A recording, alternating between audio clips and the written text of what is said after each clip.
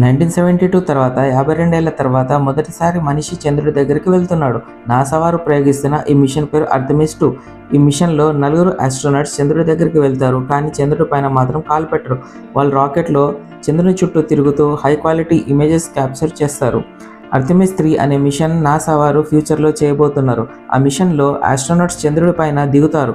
ఈ ఆర్టెమిస్ 2 అనే machine Artemis 3 అనే మిషన్కి రిహార్సల్ మాత్రమే. అంటే చంద్రుడిపైకి మనుషులను పంపితే తిరిగి భూమి మీదకి సజీవంగా రాగలరా లేదా అని తెలుసుకోవడానికి చేసే పరిశోధన.